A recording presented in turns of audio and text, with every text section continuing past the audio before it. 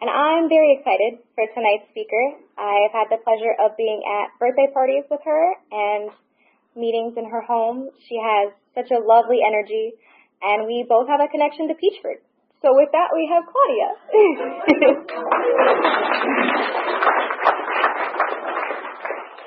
My name's Claudia, and I'm an alcoholic and an addict. It's great to be here, even though it's really not my thing. But I have been taught since the very beginning that hand of A reaches out, I'm supposed to say yes. I try to do that. I was a little nervous, not a lot, but immediately when I walked in here, because I know who you are, even though I may not know you individually, it calmed me down and I felt right at home. And I do see some good buddies in here and the whole Rat Pack row back there.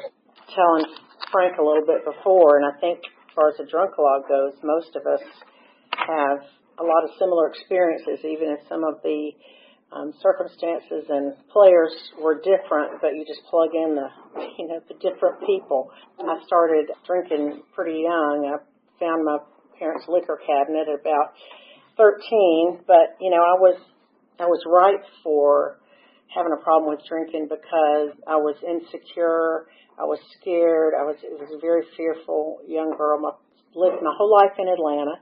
My parents divorced when I was 5, and that was like an earthquake in my life. Not blaming them by any stretch, but I think that set up a lot of insecurity. Plus, my dad had a mental illness. He had a major bout with depression and had been gone for a year before they divorced. And he came back and thought the answer was to move all of us to Nashville and get away from my mother's family, which probably wouldn't have been a bad idea. But my mother just couldn't wrap her mind around that because the doctors had told her that he was as good as he was going to get. The good news at the end of that story is that he never had a problem again in his life, but he had to go through shock treatments and a lot of things like that they did back then because they didn't have the wealth of resources they do nowadays. And I think they still use that with depression that's resistant to other methods. So much is genetic, and I think it can be helped by circumstances or hurt by circumstances or exacerbated by circumstances. I had a grandparent on each side that was an alcoholic. So I feel like I had the X factor, just waiting, plus circumstances of my insecurity and, the trauma of the divorce contributed to that. And as soon as a friend of mine and I found that liquor cabinet was not locked, even though it, didn't like the taste at first and all that, my life changed after that. I just decided from that moment on, from that moment on, all I cared about was either finding another drink or my story is that I did do a lot of drugs as well. From that moment on, all I cared about was finding some substance to take me away from my feelings. And I didn't even put that together at the time, I didn't know that's what I was doing, but I just knew that I felt good and that it quieted those feelings, even though, like I said, I couldn't put that into words really or make sense of that, but I just knew that's what I cared about. I had gone to church growing up until that point and continued to because I had to because I was living at home and was made to, but I didn't really know who God was. I didn't have a relationship with that God. He was just some being way out here that had a list of rights and wrongs and do this and don't do that. And the next time I remember crying out to him or even saying anything to him was when I turned 15 and found myself pregnant. Once again, all about me. My prayer to this God that I did not have a relationship with was just don't let my mother hate me, because I knew she was, if she hated me, kicked me out, then I was really going to be in a bad way. And at that time, I couldn't do anything about that on my own. I did have an abortion, and I didn't realize until later how impactful that was. I'm not here to preach anything, to get on a soapbox or anything, but this is my story. So I hope I don't offend anybody, but this is what happened to me and what I was like and how things affected me. I had no sense that was a life, that this was a major thing that I had just done. I wanted to go out partying that night, and I was told I couldn't because I needed to stay in bed and rest. And I dealt with those feelings and that loss and that grief when I got sober a couple of years later. And the saddest part of that whole experience to me was that I didn't even know who the father was. And I was not raised like that, Alcohol and drugs took away my inhibitions. They took away my morals. They took away who I was as a child growing up and what I was taught. And I just thought that was what you did. And I was willing to do whatever I had to do to trade, I guess, and get the drugs and alcohol I needed, because the drinking age was 18 at the time. And I could, when I was probably 15, 16, I could probably pass for that. But there were still times that I couldn't always get it, so I had to rely on other people. And I also didn't realize how promiscuous I had become. Not that I cared or was even thinking about that until I was at one guy's house, and somehow his brother ended up in the mix, and there was money next to the bed when I woke up, and I think I just totally blocked that out of my head. But I knew what that meant, and it just showed once more how much I had gone down and far I had gone down.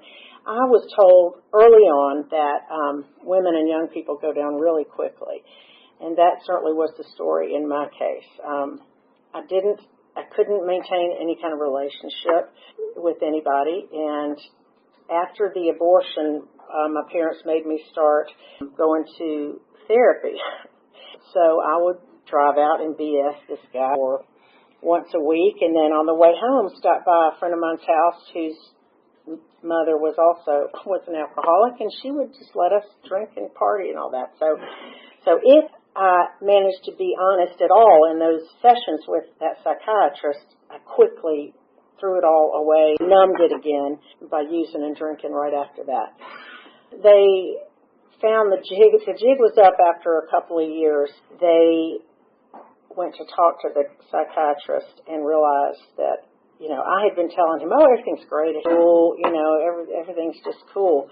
And that certainly was not what was happening. I was getting, I got suspended a couple of times in high school. I managed to get decent grades just because I didn't mind that part of school, but it was just waiting till I could get out and do whatever I wanted to on after school and on the weekends. And I had been interested in singing and, music before this. And when I really got into being addicted, I just, I dropped all that. I dropped all extracurricular activities, and found myself really towards the end with being around some people that were really kind of dangerous. And God was just watching over me. That's all I can say. As I said, my parents found out that I was BSing this psychiatrist. They all had a powwow and decided that I need to go into treatment. Okay, well, I was not up for this at all. I remember even trying to, the summer that I ended up getting sober, before that, saying, well, I'm just going to stop smoking pot for a while. Okay, I don't know why I thought that. Okay, fine, I can do this. And then I just drank that much more. And so it was exchanging one for the other. I did some things that were really, even sometimes a couple of things before I even started drinking, that just let me know that I was just a train wreck waiting for, on the front end, the help of alcohol and drugs, that it created a cushion for me from my feelings and my life and my experiences. And of course, on the back end, what was killing me. I've often thought, well, why didn't I just go off with a friend and just leave home for a while? Because they told me this was coming, that they were going to put me, and I was, not yet 18, so I had to, unless I left, I had to do what they told me to do. In fact, I even had a friend and her mother come over to try to talk to my mother about just let me go stay with them for a while and let things calm down and blah, blah, blah. And they my mother, bless her heart, just was like, you have no idea how terrible this has been, and thank you for coming, but just go back home. Just go away. I called my friend, my one good friend that I had, that I gave him all my paraphernalia. I said, look, I'm just going to go do this thing. I'll be back. Just take care of this for me because I know they're going to go through my room and throw everything out. I went to Peachford July 12, 1979, when I was 17 years old. That sounds really young. Some of you may not have even started drinking or drugging until that age or later. But the point is, I was ready to get off the merry-go-round. I was. I'd had enough. I hated myself. I had lost any concept of a higher power, if I ever had one. I just had no life. In fact, I love to remember this because it just shows me how sobriety and God and this program had changed me even within 3 months. At Peachford, they had an adolescent unit back then, and I'm really grateful for that because I didn't just stay 28 days. I stayed 3.5 months. And they took a picture of you when you went in. That picture was just a shell of a person. I looked dead inside. I really did. And then they took a picture of when you were getting out. And it literally is like a different person. I have light coming out of me. That person is alive again. But it wasn't, believe me, it wasn't just like, oh, well, fine, they're sending me to rehab. I guess I'll get sober. I screamed at my mother. I had a shouting match with her in detox. And I just, I hate you. I can't believe you're doing this to me, blah, blah. And, as a parent now, that must have been so hard for her. And, of course, I've made amends to her. But so that was a Thursday. And I had to stay in there and detox and all that mess. And the first meeting I ever went to was Friday night, Young People's at Peachford. And, I in my own world, in my own messed up mind, had categorized people, young people, before I came into the program as either cool and hip and like me and like to party and just were cool, whatever, or nerds or squares or whatever you call them. Just people I didn't want to be with or like. When I went to this meeting, I saw people that were different. Well, they didn't really fit in either category. I mean, they seemed cool, but they weren't drinking and drugging. And that was really interesting to me. And it really wasn't but a few days after I entered that I think my mind and my body got cleaned out enough for me to realize that I didn't want to do that anymore. That somebody had offered me something different. I didn't know there was anything different. So I was all in at that point. And another thing that was really helpful when I was there is that they were very AA oriented. And so, in fact, my counselor, the two main counselors there were sober people anyway. They had a few years. I think they had 2 years to be a counselor in there. And you had to work through your fourth and fifth step before you left. And it wasn't a perfect fourth and fifth, but it was the beginning and an important enough step of getting that garbage out. Because I have seen in my life that has taken so many people back out. You can't do those steps without doing the ones before it, but that is just such a pivotal step. It was in my life anyway. And I remember, and those things that I was too embarrassed to talk about with anybody and that I was ashamed about. I wrote those things down and I shared them with this counselor because at that point I was willing to do anything to stay sober. I did not want to go back to that life. I would have stood on my head in the freeways, what I remember thinking, if that's what it took. And, and then I later told them those things to my sponsor. And you know what happened? Exactly what I didn't think would happen. Both of them didn't bat an eye. They just said, yeah, well, I've done similar or something like that. And, I thought I was one of the worst people in the world. I thought, he's a sick person. How could I do something like that? And it is a disease. And, but it's like, which came first, the chicken or the egg? It doesn't really matter. I ended up an alcoholic. And I ended up in AA because that's where I was supposed to be. And that's where my higher power led me to get better. It's not for everybody. It's not the only way to get sober for everybody, but it sure does work if you work it. The third step I took, I'm going back a little bit, I also obviously took while I was still in the hospital. I prayed with my mother, my relationship with her was getting much better at this point. My higher power was in the room. And I had grown up a Christian, and that's what I wanted to continue my faith journey by being a Christian. And so you don't have to have a white light experience at all. It doesn't validate the experience or invalidate it, or just unvalidate it if you don't have one. But I happen to have an experience when I did the action behind the third step. Jesus was in the room with me, and you can never convince me otherwise. Anyway, that was a real special thing.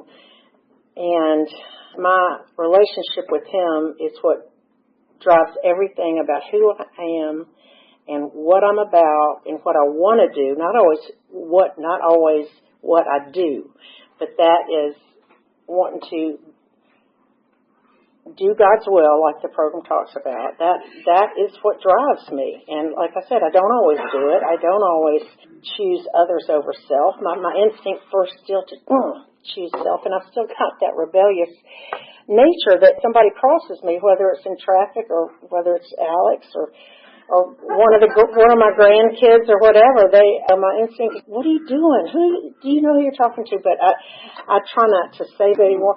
Kind of funny how I ended up with Alex. I'll go back to Peachford for a minute. I don't remember this. I don't, but he does.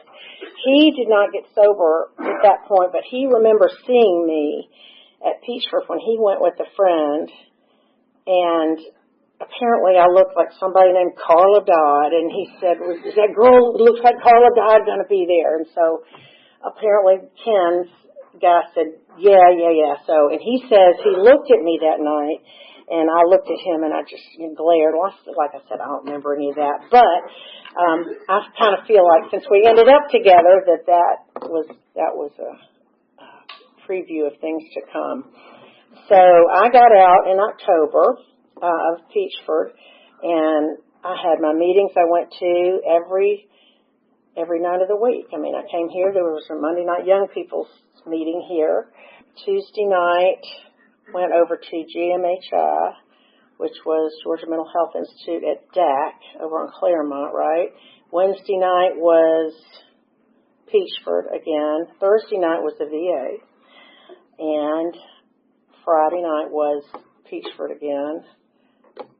And I was just, my parents were my mom and stepdad were so glad that I was sober that they just let me drive wherever. And I went back to school, and my partying friends were like, we don't want anything to do with you because you're now uncool, And then most of the other people didn't know what to do with me because I was this weird, druggy flower girl, wannabe, whatever I was back then. But there were two people, and I'd known them my whole life. I'd gone to school with them all the way through, that really reached out to me and befriended me, and that was really cool. But the majority of the time I hung out with people in the program, because that's just what I did and what I wanted to do. I can remember everything was so new. I mean, the first time I went bowling, or I had to learn how to have fun again. Had fun without drinking and drugging, and y'all showed me how to do that. I met Alex for real when I remembered it that next February here, in fact, in this very room. I thought he was so cute, so I ran up to him, after the meeting. I was upset that he had not picked up a white chip because it was the first time I'd seen him. And he said he'd already picked one up. Well, okay, so we started dating, and it was awesome, and I was graduating, and he came to my senior prom. That was pretty cool. He had a white tux on, which was great, but I wish he told me, and I wish I'd told him to wear a black one because all school they wore black tuxes. So, but I think it's cute now. I had a light blue dress that's still in my closet after all these years. And well, guess what? So I was going to go to Emory that fall because I wasn't leaving Alex. I mean, and I wasn't leaving my home base of AA. I was really connected to that, but I got pregnant. So, and I had been so traumatized by the abortion experience when I was 15 that I said to myself, I did care, obviously. I cared what Alex did and how he would react to it, but I had said to myself, it doesn't matter. No matter what he decides to do or not do, I'm having this child. If I have to scrub floors, I'm doing it because I just wasn't going to live through that again. And we had already, talked about getting married after college. He was in college. at the time. I think you were on the 7-year plan, but that you like Tommy Boy, but you got your degree eventually. I did not, because I started raising your kids. But yeah, and you know what? I think because I had been traumatized by my parents' divorce, I was willing to stay through a lot of things that maybe I wouldn't have. He didn't beat me or anything, but he had a lot of growing up to do. We both did. The first 10 years we fought a lot. I think the only thing that kept us together was obviously God, but the fact that AA was our common bond, and he was a Christian like I was, and that we knew we had such fun together when we weren't fighting. And so it was worth it to hang in there. We had our son, and then 5 years later had our daughter, and they are now 44 and 39. Can't believe that. We have 6 grandchildren. They each have 5 boys and a girl. And there's so much in between last years, all these years that I've been sober. I got to tell you that I made a lot of mistakes. I didn't drink. I didn't pick up. That's the one thing I did right. I can say that. And I think I was just so scared of going back and having to start all over again. And as they told me, as they probably, your sponsor tells you, I know I've got another drunk in me. I don't know if I've got another, getting sober in me. So that scared me enough. And I think until and if I was to the point where I could say I want to stay sober for me, and only for me, other things, it's okay to have those things keep you sober. Some days it's like that. My kids will keep me sober. My grandkids. The fact that I've built a life around this. Now, it doesn't still do that. I don't still desire to drink. Thank God that's been lifted from me. My relationship with my higher power has deepened over the years. There was a couple that Alex and I were both sponsoring. That's not always a good thing. He was sponsoring the guy and I was sponsoring the girl. And I remember the guy at one point said, well, I want what y'all have. And that's all well and good, but are you willing to go through what we went through? All the pain and suffering to get here. You don't just wake up one day and everything's peaceful and la-di-da and all that. No, none of us get that. We get it by experience and by slogging through. And sometimes that's what it is. It's getting up and doing the right thing when nobody is watching. When nobody's telling you, nobody's filling out something that says, oh, well, you did well today, and you're going to get paid for this, or whatever. You just wake up and you grind and you do it. Alex is good about saying that a lot to the grandkids too. You just got to grind. Sometimes sobriety's like that. Sometimes life is like that.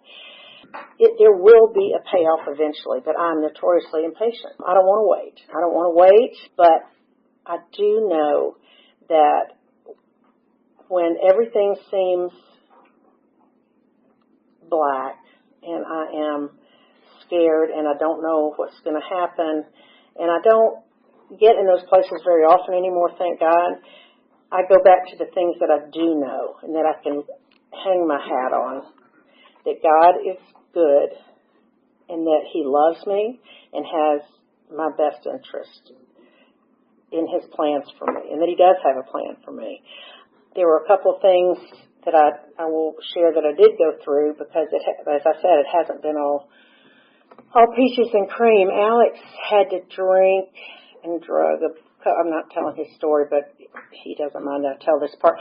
A couple more years. So he picked up like 12 white chips, and we were a new parents and just married, and that was not easy.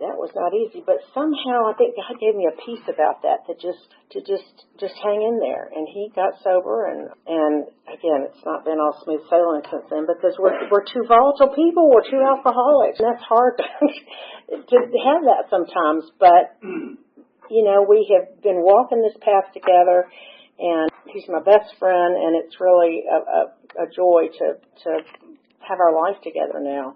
A few things happened that were really painful along the way, and I didn't drink about it, but that's what this program teaches us, is to live life on life's terms and to learn. I remember, I think it was Chuck Colson that said life is 90%, 10% what happens to us, right? And 90% how we deal with it. This program taught me, or gave me the opportunity to say, I don't want to be a bitter person, and go through life saying, it's your fault, not my fault. Why did this happen to me? It's so bad. Nothing ever happens to me. I mean, I'm not going to do that. I am by nature a positive person anyway, but this disease can lie to you. It will lie to you and tell you that you're a victim and tell you that it's everybody else's fault. And the book says that, the book tells us that. When I was 29, which was the same age my father was, when he went in the hospital actually for the second time, I had what we knew back then to be like a nervous breakdown. My kids were 5 and 10 at the time, and it was a major depression. That's what it was. And I was terrified they were going to lock me up and throw away the key. But I was only in there for 8 days. It was right around Christmas time. I got out before Christmas. And I will say this, I am not a doctor. I'm not trying to be your doctor. But I know that I can't play doctor to myself if I have something going on in my brain that is just like having diabetes and I need insulin. If my brain doesn't function like it should and I need an antidepressant to get me on the playing field of life, I'm going to take it. And that is not messing with my sobriety bit. And so I'm grateful for that. I'm grateful for modern medicine. And I would just caution you to not let other people be your doctors. And that's all I'll say about that. It was a journey from there. I'm still on medication all these years later, and I'm grateful that it works. I've had therapy. We've had marriage therapy. I totally believe in counseling.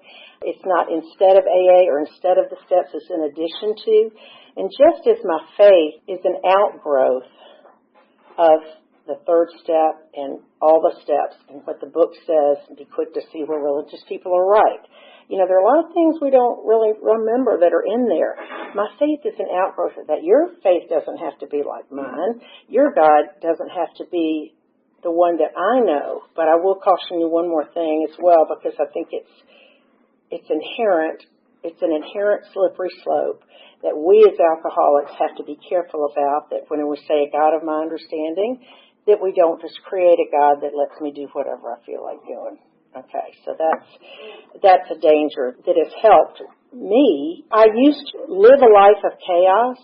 Even after I got sober, I think that was what I was used to, what was comfortable, having my emotions go up and down, and something was always crazy going on. And, life's not like that now. And it's because of y'all, because of the steps and because of meetings and grinding and going to meetings and doing it when nobody's watching and doing it when you don't feel like and making those calls and never thinking that I'm beyond another drink.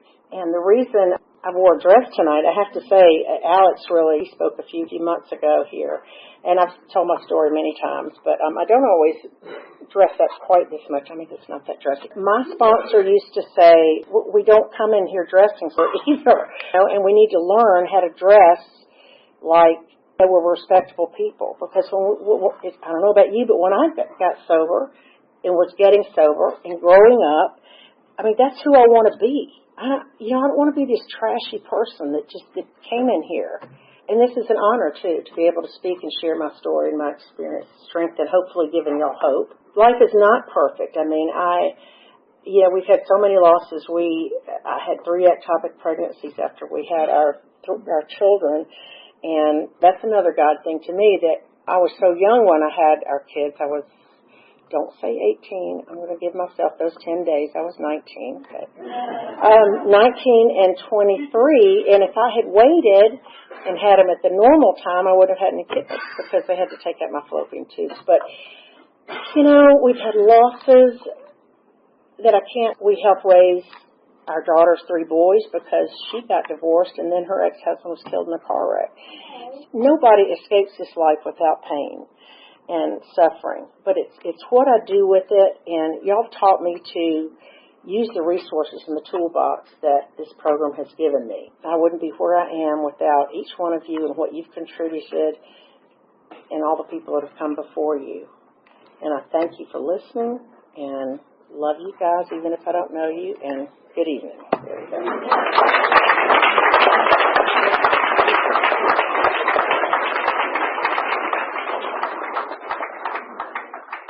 Thank you, Claudia. As a young woman who went down quickly, I'm always grateful for women that stick around to provide me with resources.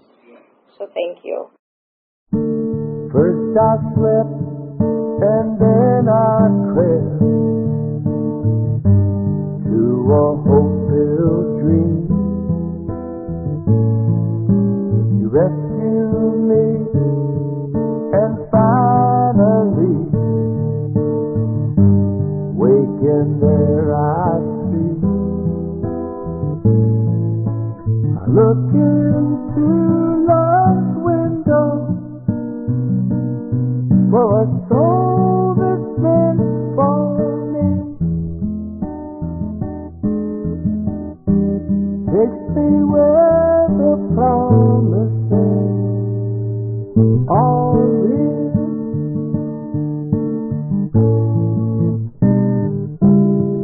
Sometimes quickly, sometimes slow, we get just what we need. On a broad highway, stride for stride, we walk eternally. I look into love's window for a heart that beats for me. Takes me where the promises are real.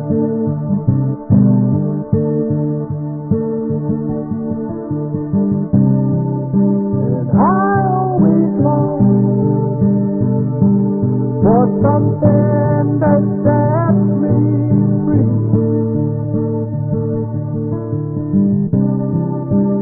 And I'd love to a world in harmony. Below the vision that one day would appear to me. Take me where the promises are real.